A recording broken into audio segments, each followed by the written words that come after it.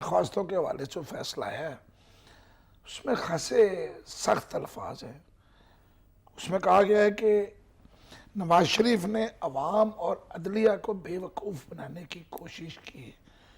उनसे जवाब मांगा जाता रहा, उन्होंने कुछ भी नहीं दिया। मैं सिर्फ दो जुमले ही आपसे कह रहा हूँ, बाकी तो तफसीली गुफ्तगू होती रहेगी। मुझे बताएं, क्या अदलिया ये साफ कह नहीं रही कि इनके पास कुछ कहने के लिए नहीं है? देखिए शुएब, बात यह है कि जो अदालती फैसले होते हैं उनके बारे में तो तारीख अक्सर ये फैसला करती है, वो अच्छे थे, बुरे थे, सही थे, गलत थे।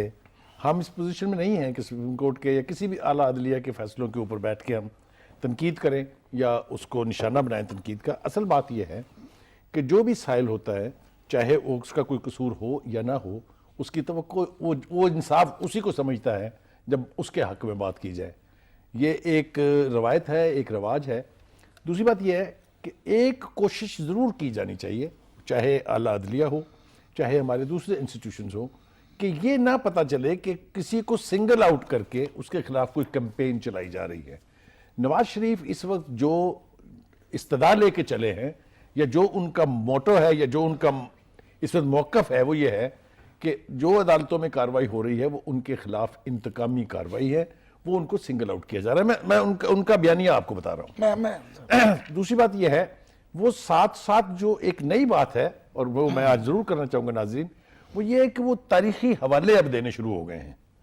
कभी वो हाई जैकर्स की बात करते हैं, कभी वो जो रहबर थे उनकी बात करते हैं, कभी रहजनों की बात करते हैं, कभी शेरों में बात कर रहे हैं। तो वो दर हकीकत जो पूरी तारीख है हमारी अदलिया की, उसको दोहरा के अदलिया को एम्बेरस करने की कोशिश कह लें, या उनका प्लान कह लें, या उनकी तरफ से एक बाकायदा यानी नैरेटिव जो है वो सामने आ रहा है। मुहार साहब, बात यह है कि अगर आपके पास कहने को कुछ नहीं है तभी आप ये कर रहे हैं ना। देखिए, दो बातें हैं। एक तो है कि आपके पास कहने को कुछ नहीं है, दूसरा है प्रोसीजरल मैटर।